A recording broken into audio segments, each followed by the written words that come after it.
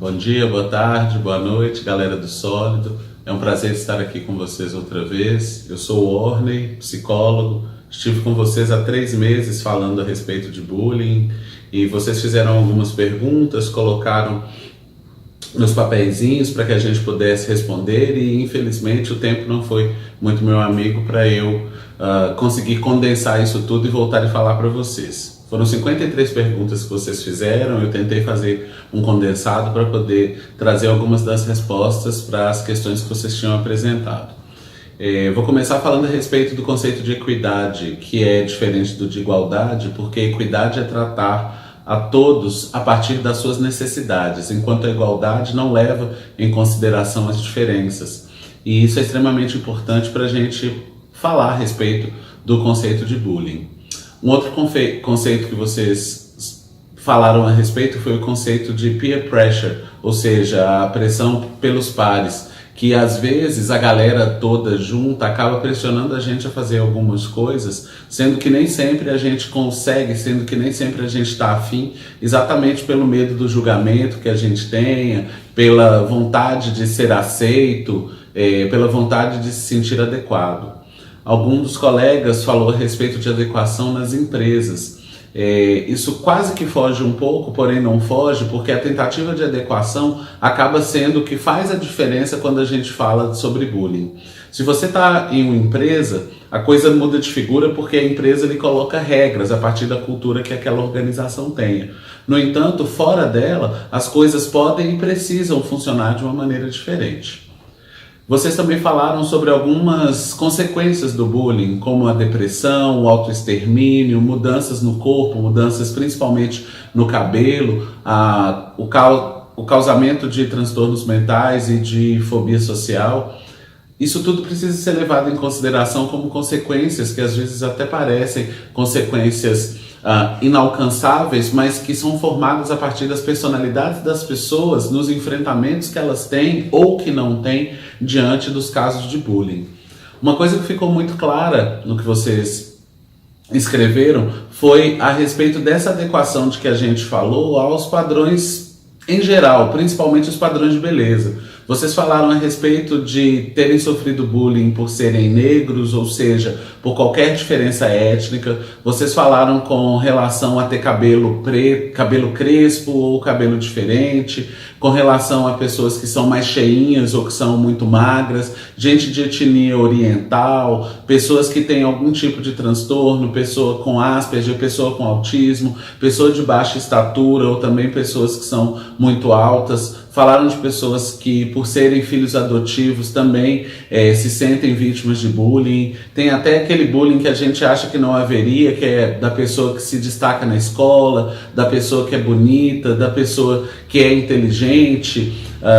É muito complicado a gente pensar que há várias formas de o bullying acontecer e, em razão de haver várias formas, vários dos preconceitos que existem na sociedade, como as questões ligadas ao machismo, à homofobia, à LGBTfobia, as próprias questões de racismo, inclusive quando a gente fala a respeito de racismo contra pessoas, por exemplo, de pele branca, que a gente imagina que não haveria. Se você está em um grupo e você é muito branco, o branquelo, que você às vezes chama, também pode estar se sentindo como vítima de bullying.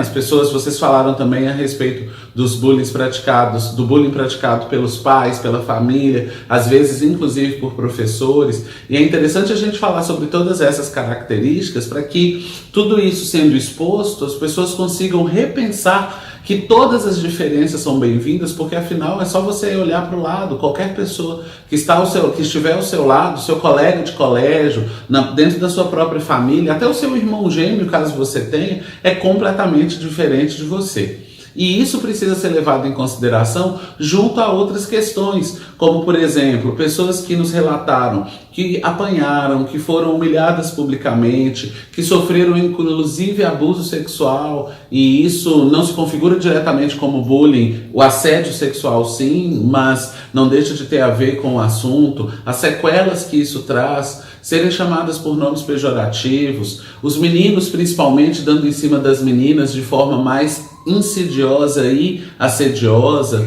as pessoas que são colocadas em papéis de vexame, que são chamadas de dramáticas quando choram por terem sido vítimas de bullying. Isso tudo acontece principalmente porque há uma falta de respeito. Respeito à diferença é a parte principal para a gente conseguir pensar a respeito disso que a gente está falando, né? Algumas pessoas perguntaram a respeito da diferença entre o bullying e a brincadeira, a zoeira entre os amigos. Isso tudo está no limite. O limite que é colocado, o exagero, o respeito, como eu disse agora há pouco, é o mais importante. Pergunta para o seu colega a respeito disso, porque na verdade a pessoa que é vítima de gozação, ela finge que está tudo bem, mas na maioria das vezes não está tudo bem não. É como quando vocês falam a respeito do deboche, de rir do colega, inclusive do colega que nos ajudou lá com as leituras, a parte de se revidar aos xingamentos, se isso também é bullying. O bullying é a pressão sistemática que existe sobre alguém, falando a respeito de características que essa pessoa realmente tenha ou não tenha, mas rindo dela por causa disso, xingando-a por causa disso, tratando-a mal por causa disso. Isso sim é bullying. Então a diferença acaba sendo bastante sutil, porque depende da situação, depende inclusive da pessoa que está recebendo aquilo. Teve gente que falou, bullying é frescura do povo. Outra pessoa falou que o bullying existe dentro de nossas cabeças. Se a gente pensar que é a nossa personalidade, a maneira com que a gente foi criado, a maneira com que a gente é tratado, a maneira com que a gente enxerga o mundo, que acaba fazendo diferença, não é frescura não. Xingar alguém de algum nome pode fazer um efeito devastador ou pode não fazer muita diferença. A única coisa que precisa ficar clara é que não é frescura, não se trata de frescura.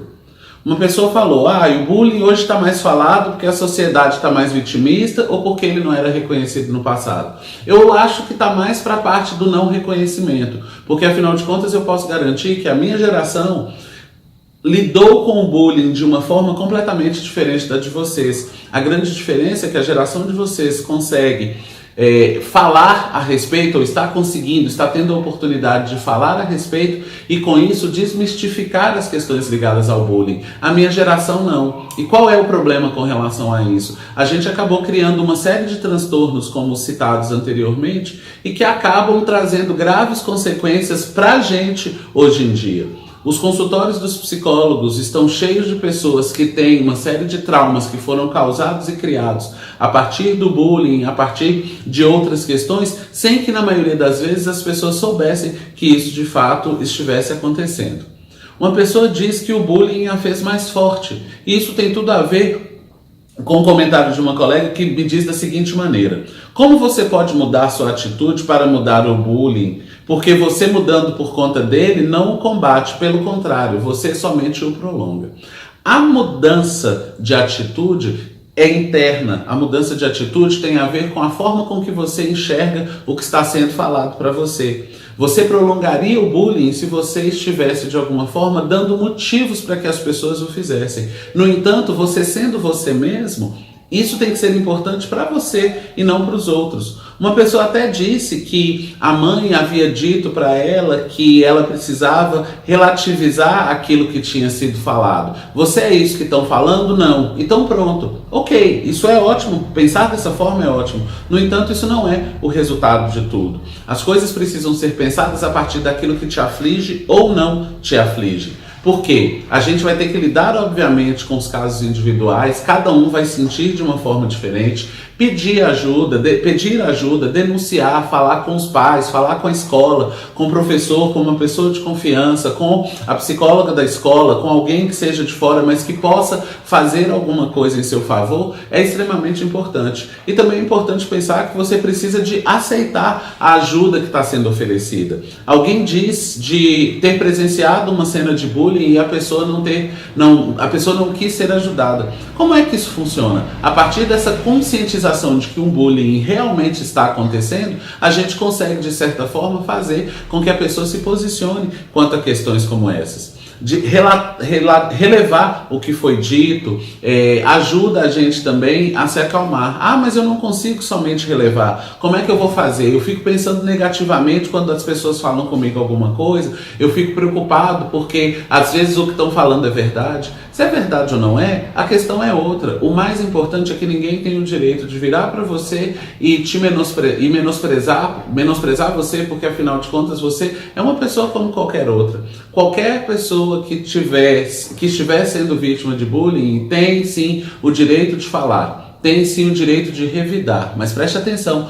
no que é revidar. Revidar não é sair batendo, revidar não é xingar de volta. Às vezes você pode ter um revide absolutamente inteligente, absolutamente esperto, dizendo para a pessoa, por exemplo, acho que você está falando com a pessoa errada, acho que o que você está dizendo não se aplica a mim. De repente você poderia pensar melhor sobre as coisas que você está falando, ou até dizer, você já parou para pensar que o que você está falando para mim me machuca, me ofende, e isso não é legal nem para mim nem para você? Eu não sei se a gente consegue falar sobre receita para poder lidar com o bullying. Cada um é que vai ter que pensar qual é a melhor forma de fazer isso. Você precisa pensar qual é a melhor forma. E nós, enquanto classe, quando eu falo da psicologia, nós enquanto escola, quando eu falo do sólido, estamos à disposição para ajudar vocês naquilo que vocês acharem que é necessário para tentar enfrentar melhor situações como essas. Vocês não estão sozinhos, vítimas de bullying, vocês não estão sozinhos.